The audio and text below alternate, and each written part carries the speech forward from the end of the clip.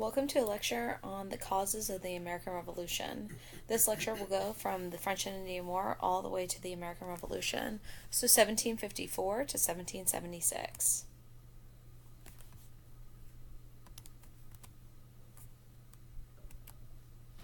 The French and Indian War was started in 1754 at Fort Necessity. George Washington led troops into the Ohio River Valley to try to drive out the French. The French and the Indian allies easily won this battle.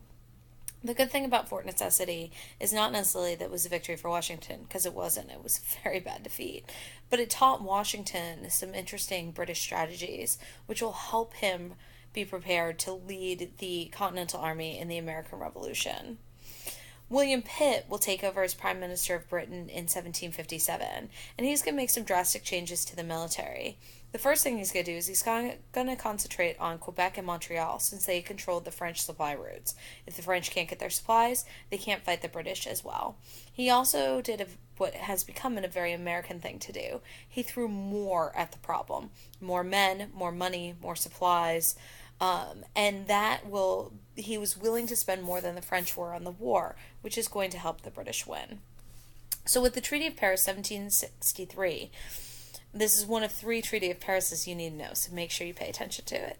The British territories will be Canada, all of North America east of the Mississippi, and Florida. France will get only a few islands in Newfoundland and the West Indies. And with the Proclamation of 1763, the British are going to draw a line down the Appalachian Mountains that the colonists could not cross. It was an effort to avoid conflict with the Native Americans. You can see the dark pink is that area that the colonists were allowed to settle in, whereas the light pink was not. Now here's the biggest problem for the colonists. They had fought in this war in order to be able to settle in that very, very fertile area of the Ohio River Valley area, as well as the Great Lakes region. That had the best farmland. It was close to the Mississippi River and the Ohio River for traveling goods down to different ports. That was the land they wanted.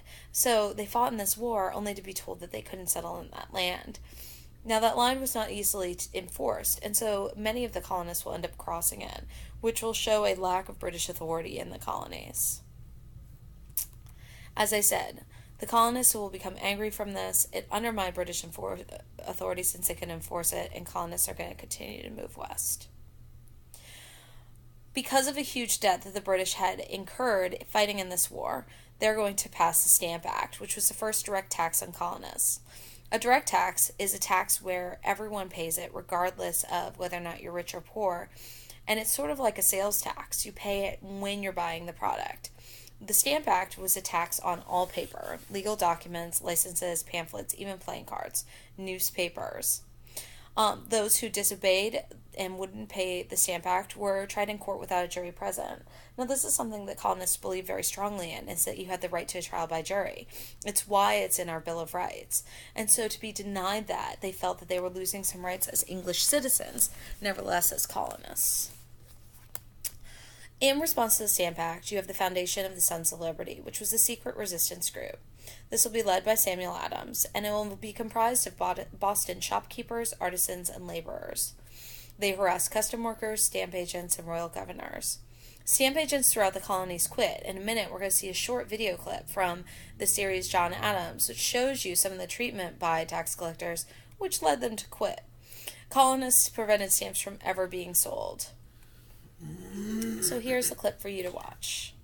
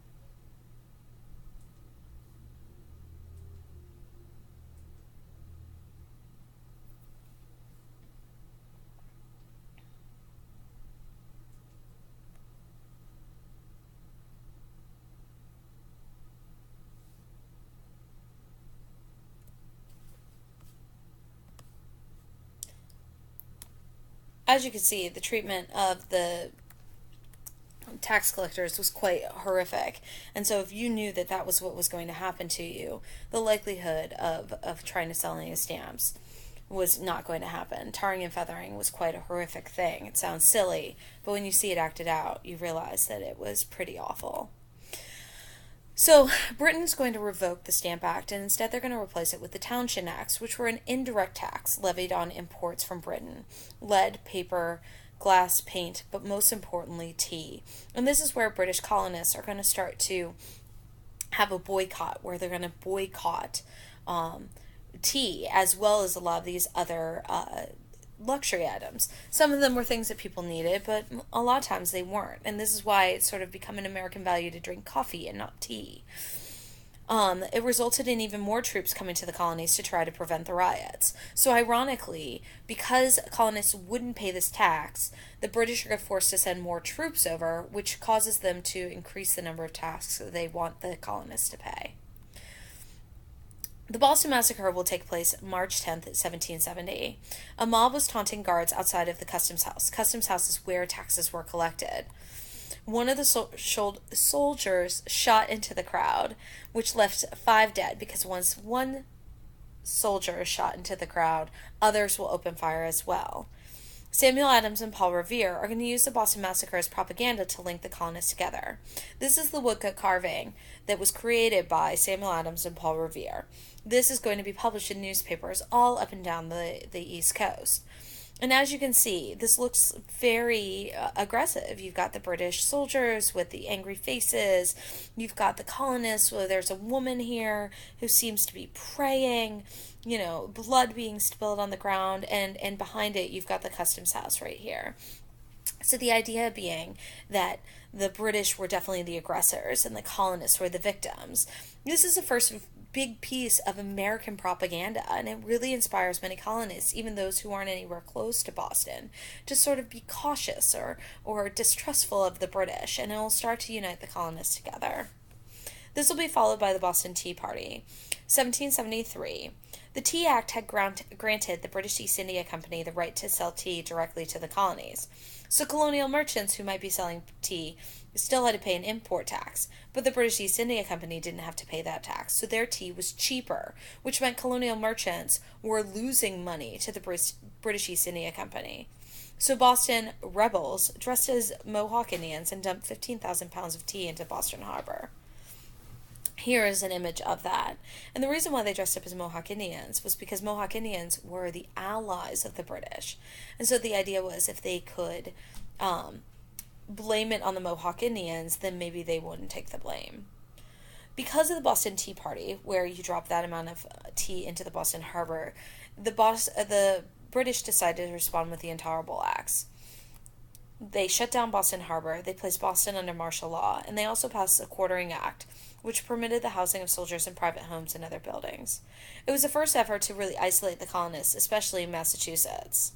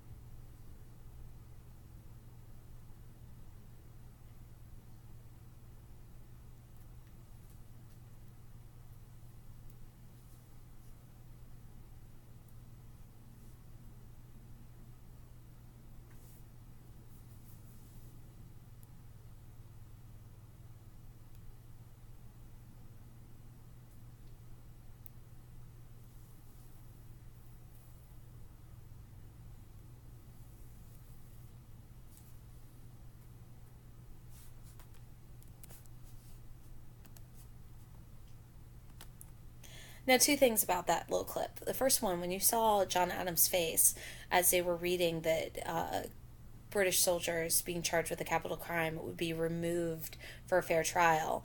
The reason why he looked so offended is because he actually represented the soldiers from the Boston Massacre who were accused of murdering American colonists. He was their lawyer, and he said, look, I have to give them a fair trial.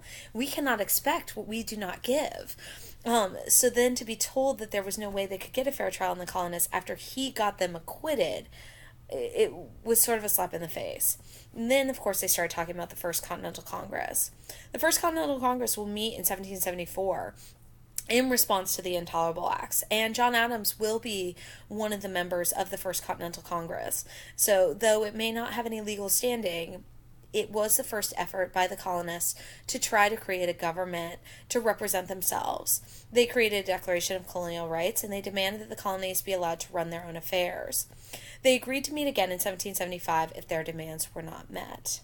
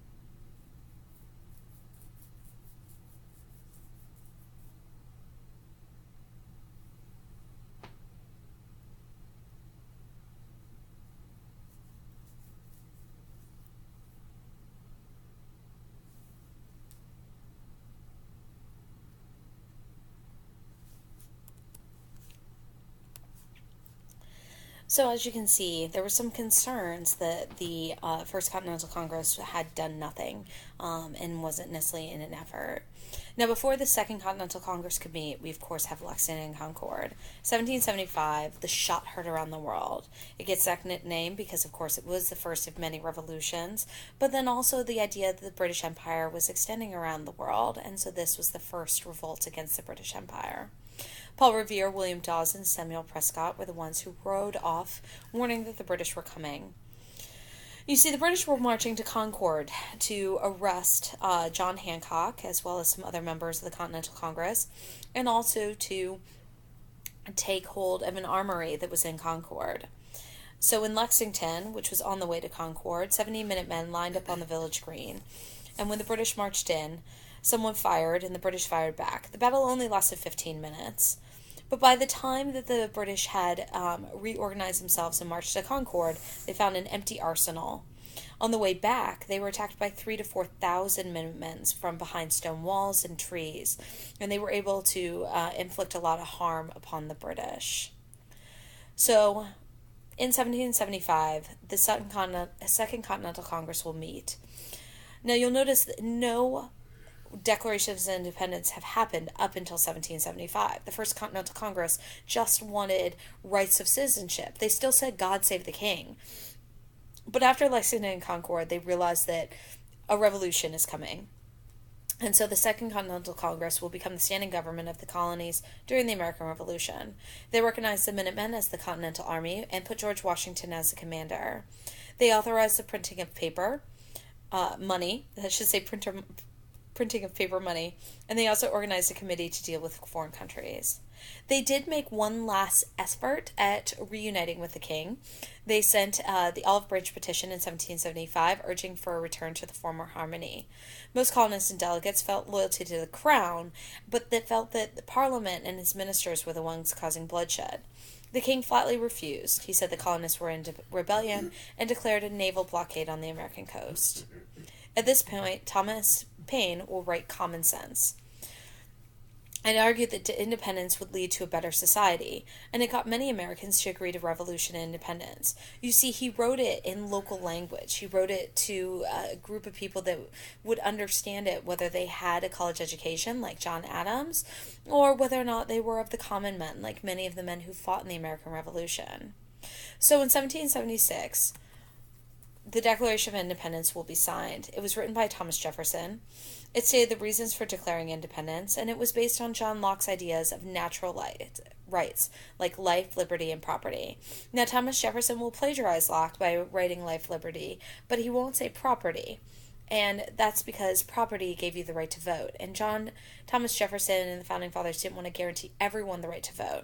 So instead, they said we want to guarantee everyone life, liberty, and the pursuit of happiness. This is based on the social contract theory, the idea that we give our power to the government as long as the government protects our rights. If the government fails to protect our rights, we have the right to remove power from the government. And so the American colonists will remove power from the British government on July 4th, 1776, and will give themselves the power to govern themselves as they saw fit. The next lecture will get into the actual American Revolution, starting with the Battle of Bunker Hill and proceeding all the way through Yorktown.